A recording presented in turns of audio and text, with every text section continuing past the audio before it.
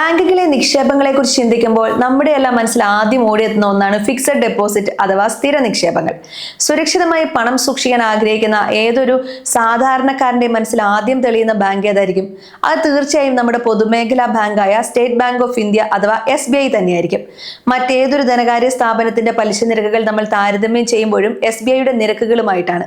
വലിയ കാലയളവിലേക്ക് മാത്രമല്ല, ചെറിയ കാലയളവിലേക്ക് പണം നിക്ഷേപിക്കാനും FDകൾ ഒരു മികച്ച മാർഗമാണ്. SBIയുടെ ഔദ്യോഗിക വിവരങ്ങൾ പ്രകാരം 2 വർഷം മുതൽ 3 വർഷം വരെയുള്ള സ്ഥിര നിക്ഷേപങ്ങൾക്ക് 6.40% മുതൽ 6.90% വരെയാണ് പലിശ നിരക്ക് വാഗ്ദാനം ചെയ്യുന്നത്.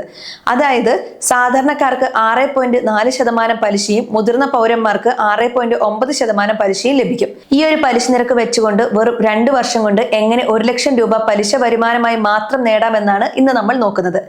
ഇവിടെ നിങ്ങളുടെ നിക്ഷേപ കാലാവധി 2 വർഷമാണ്. പലിശ നിരക്കാകട്ടെ 6.4%വും 6.9%വുമാണ്. അപ്പോൾ പിന്നെ നമ്മുടെ ലക്ഷ്യത്തിലേക്ക് എത്താൻ മാറ്റം വരുത്തേണ്ടത് എന്താണ്? അതാണ് ഇനി ഞാൻ പറയുന്നത്. അത് നിക്ഷേപിക്കുന്ന തുകയിൽ മാത്രമാണ് മാറ്റം വരുത്തേണ്ടത്. അത് എത്രയെന്ന് നമുക്ക് കൃത്യമായി കണക്ക് കൂട്ടി നോക്കാം. ആദ്യം ഒരു സാധാരണ പൗരന്റെ കാര്യമെടുക്കാം. 60 വയസ്സിൽ താഴെയുള്ള ഒരു സാധാരണ വ്യക്തിക്ക് 6.4% പലിശ നിരക്കിൽ 2 വർഷം കൊണ്ട് 1 ലക്ഷം രൂപ പലിശ കിട്ടണമെങ്കിൽ എത്ര രൂപ നിക്ഷേപിക്കണം എന്നറിയാമോ? 7,40,000 രൂപ നിക്ഷേപിക്കണം. ഇങ്ങനെ നിക്ഷേപിച്ചാൽ കാലാവധി പൂർത്തിയാകുമ്പോൾ നിങ്ങളുടെ അക്കൗണ്ടിൽ ആകെ 8,40,197 രൂപയുണ്ടാകും. അതായത് പലിശ ഇനത്തിൽ മാത്രം നിങ്ങൾക്ക് ലഭിക്കുന്ന ലാഭം 1,197 രൂപയാണ്. ഇനി മുതിർന്ന പൗരന്മാരുടെ കാര്യം നോക്കാം. 2 വർഷത്തെ SBI FDക്ക് 60 വയസ്സ് കഴിഞ്ഞ മുതിർന്ന പൗരന്മാർക്ക് 6.9% ഉയർന്ന പലിശ ബാങ്ക് വാഗ്ദാനം ചെയ്യുന്നുണ്ട്. അതുകൊണ്ട് തന്നെ ഇവർക്ക് 2 വർഷം കൊണ്ട് 1 ലക്ഷം രൂപ പലിശ നേടാൻ 7 ലക്ഷം രൂപ മാത്രം നിക്ഷേപിച്ചാൽ മതിയാകും. ഇവിടെ ഒരു മുതിർന്ന പൗരൻ 7 ലക്ഷം രൂപ 2 വർഷവും 1 ദിവസവും നിക്ഷേപിക്കുന്നതിലൂടെ ഏകദേശം 1,02,638 രൂപ പലിശയായി മാത്രം നേടിയെടുക്കും. അതായത് കാലാവധി കഴിയുമ്പോൾ നിങ്ങളുടെ അക്കൗണ്ടിൽ ആകെ 8,02,638 രൂപ മെച്യൂരിറ്റി തുകയായി തിരികെ ലഭിക്കും. ഈ പറയുന്ന ലാഭം നിങ്ങൾക്ക് 100% ഉറപ്പാണ്. ഇതിൽ യാതൊരുവിധ റിസ്ക്കും അടങ്ങിയിട്ടില്ല. ഇന്ത്യയിലെ ഏറ്റവും സുരക്ഷിതമായ ബാങ്കുകളുടെ പട്ടികയിൽ റിസർവ് ബാങ്ക് ഒന്നാമതായി കണക്കാക്കുന്ന ബാങ്കാണ് SBI.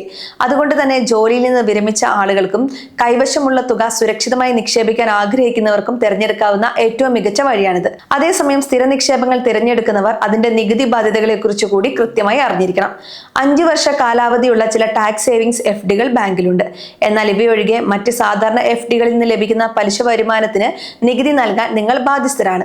FDകളിൽ നിന്നുള്ള ലാഭം ഒരു സാമ്പത്തിക വർഷത്തിൽ ഒരു നിശ്ചിത പരിധി കടന്നാൽ ബാങ്ക് നിങ്ങളുടെ പലിശയിൽ നിന്ന് TDS അഥവാ നികുതി തുക മുൻകൂറായി പിടിക്കാൻ തുടങ്ങും.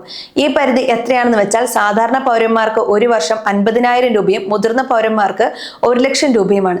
നിങ്ങളുടെ സ്ഥിര നിക്ഷേപത്തിൽ നിന്നുള്ള വാർഷിക വരുമാനം ഈ പരിധികൾ കവിയുകയാണെങ്കിൽ ബാങ്ക് പലിശയിൽ നിന്ന് TDS ഈടാക്കും. ബാങ്കിൽ നിങ്ങളുടെ പാൻ കാർഡ് വിവരങ്ങൾ കൃത്യമായി നൽകിയിട്ടുണ്ടെങ്കിൽ 10% നിരക്കിലാണ് നികുതി പിടിക്കുക. എന്നാൽ പാൻ കാർഡ് വിവരങ്ങൾ നൽകിയിട്ടില്ലെങ്കിൽ 20% ഉയർന്ന നിരക്കിൽ തുക നഷ്ടപ്പെടും. അതുകൊണ്ട് പാൻ കാർഡ് ബാങ്കുമായി ബന്ധിപ്പിക്കാൻ മറക്കരുത്. എന്നാൽ നിങ്ങളുടെ ആകെ വാർഷിക വരുമാനം നികുതി നൽകേണ്ട പരിധിയിലും താഴെയാണെങ്കിൽ ഈ TDS പിടിക്കുന്നത് നിങ്ങൾ പൂർണ്ണമായും ഒഴിവാക്കേണ്ടി വരും. അതിനായി സാധാരണക്കാർ ഫോം 15G എന്ന അപേക്ഷയും മുതിർന്ന പൗരന്മാർ ഫോം 15H എന്ന അപേക്ഷയും പൂരിപ്പിച്ച് ബാങ്കിൽ സമർപ്പിച്ചാൽ മതിയാകും.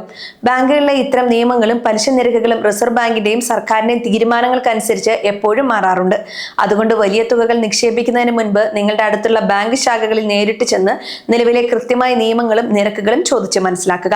അക്കൗണ്ടുകളുമായി ബന്ധപ്പെട്ട നിങ്ങളുടെ വ്യക്തിപരമായ പാസ്വേഡുകളോ OTPകളോ യാതൊരു കാരണവശാലും മറ്റാരുമായും പങ്കുവയ്ക്കരുത്. സാമ്പത്തിക ഇടപാടുകളിൽ എപ്പോഴും ജാഗ്രത പുലർത്തണം.